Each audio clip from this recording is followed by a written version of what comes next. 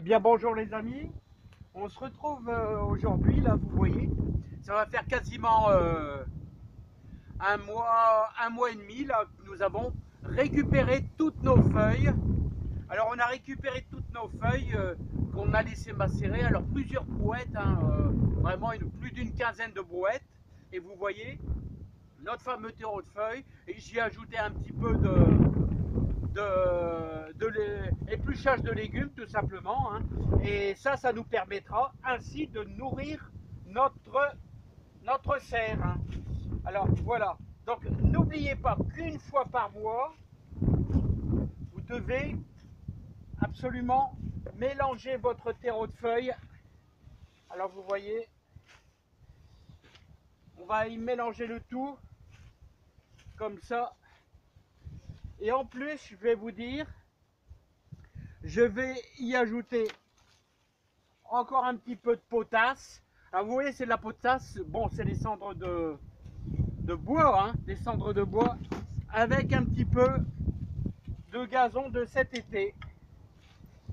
Voilà, pour dire d'apporter une bonne nourriture. Vous voyez, c'est un gazon qui a déjà... Alors vous voyez, quand on laisse le gazon en compact, vous avez des mottes comme ça. Et ça, c'est... il faut bien le casser, bien casser ces mottes, et vous faites un bon mélange avec tous vos feuilles. Voilà. Faut pas hésiter à le remuer. Vous le déplacez de 1 mètre, vous le redéplacez, on va changer un petit peu de sens. Voilà. Il faut incorporer de l'oxygène, hein. C'est important, hein.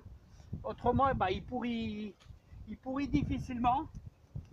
Alors n'oubliez pas que vos légumes vont se nourrir de tout ce qui est mort, hein, de tout ce qui est mort. Bien sûr, donc c'est indispensable pour ce terreau de feuilles. Alors n'oubliez pas, hein, je vous ai déjà dit, c'est quasiment 2 tiers de feuilles, 1 tiers de gazon, hein. 2 tiers de feuilles, hein, 1 tiers de gazon. Voilà, et on mélange le plus possible. Voilà, on va peut-être même pouvoir un petit peu, je sais pas, on va regarder un petit peu la température avec notre sonde, si ça monte un peu. Non, la fermentation est quasiment finie. On n'a pas vraiment de température. On n'a pas vraiment de température.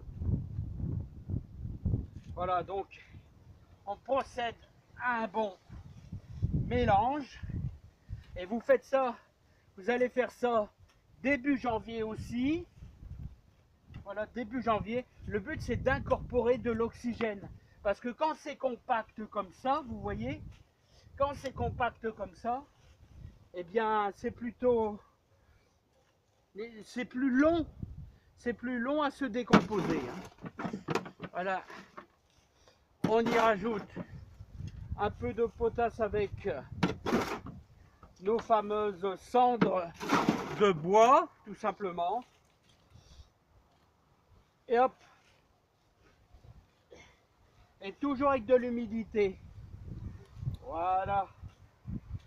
Voilà les amis. Donc on va obtenir quelque chose de bien nourrissant, vous voyez.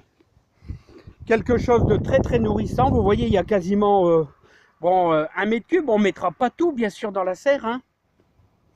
Et si vous vous rappelez bien, on avait mis quelques brouettes de feuilles qui sont quasiment mangées par le terrain, hein.